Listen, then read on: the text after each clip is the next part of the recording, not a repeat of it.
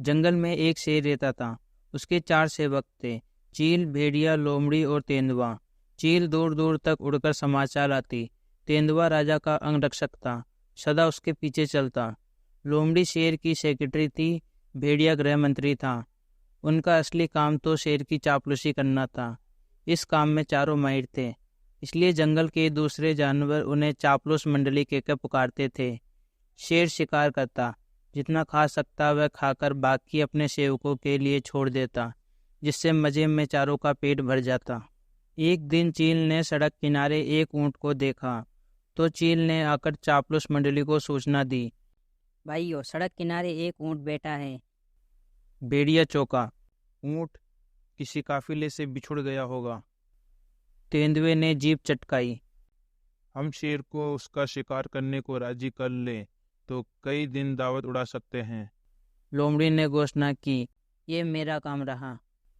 लोमड़ी शेर राजा के पास गई और अपनी जुबान में मिठास घोलकर बोली, महाराज, दूत ने खबर दी है कि एक ऊंट सड़क किनारे बैठा है। मैंने सुना है कि मनुष्य के पाले जानवर का मांस का स्वाद ही कुछ और होता है। बिल्कुल राजा महाराजाओं के काबिल। आप आज्ञा दे तो आपका शिकार का ऐलान कर दूं। शेर लोमड़ी की मीठी बातों में आ गया और चापलूस मंडली के साथ चील द्वारा बताई गई जगह जा पहुंचा। वहां एक कमजोर सा ऊंट सड़क किनारे निडाल बैठा था। उसकी आंखें पीली पड़ चुकी थी। उसकी हालत देखकर शेर ने पूछा, क्यों भाई, तुम्हारी ये हालत कैसे हुई? ऊंट कराहता हुआ बोला, जंगल के राजा, आपको नहीं पता इंसान कितना निर्दयी होता है। मैं एक ऊँटों के काफिले में एक व्यापार में माल ढो रहा था। रास्ते में मैं बीमार पड़ गया। माल ढोने के लायक न समझकर उसने मुझे यहाँ मरने के लिए छोड़ दिया। आप ही मेरा शिकार कर मुझे मुक्ति दीजिए। ऊंट की कहानी सुनकर शेर को दुख हुआ। अचानक उसके दिल में राजाओं जैसी उदारता दिखाने की जोरदार इच्छा हुई। शेर ने कहा, ऊंट, तुम्हें कोई जंगली जानवर नहीं मारेगा। मैं तुम्हें अभय देता हूँ। तुम हमारे साथ चलोगे और उसके बाद हमारे साथ ही रहोगे। चापलूस मंडली के चेहरे लटक गए। भेड़िया फुसफुसाया, ठीक है, हम बाद में इसे मरवाने की कोई तरकीब निकाल लेंगे। फिलहाल शेर का आदेश मानने में ही भलाई है।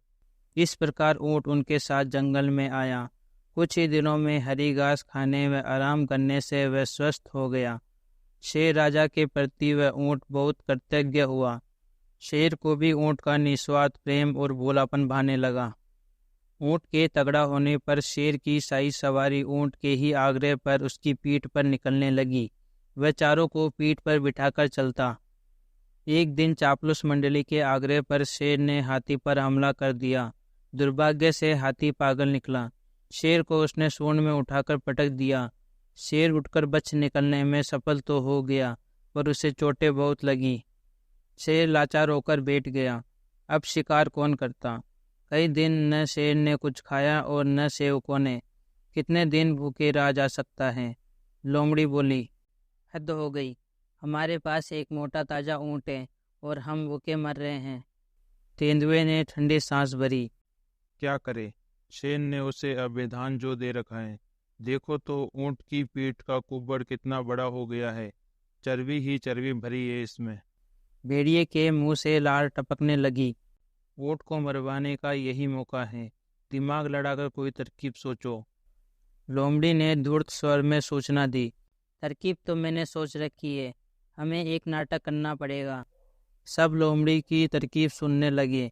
योजना के अनुसार चापलूस मंडली शेर के पास गई। सबसे पहले चील बोली, महाराज, आपको भूखे पेट रहकर मरना मुझसे नहीं देखा जाता। आप मुझे खाकर भूख मिटाइए। लोमड़ी ने उसे धक्का दिया। चल हट, तेरा मांस तो महाराज के दांतों में फंसकर रह जाएगा।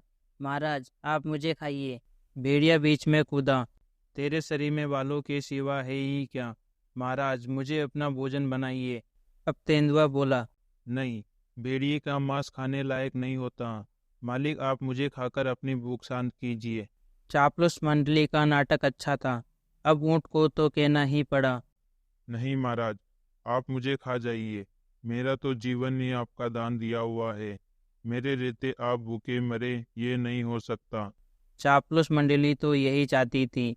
सभी एक स्वर में बोले, यही ठीक रहेगा महाराज। अब तो ऊँट खुद ही कह रहा है। तेंदुआ बोला। महाराज, आपको संकोच न हो तो हम इसे मार दें। तेंदुआ व भेड़िया एक साथ ऊँट पर टूट पड़े और ऊँट मारा गया। चापलूसों की दोस्ती हमेशा खतरनाक होती है।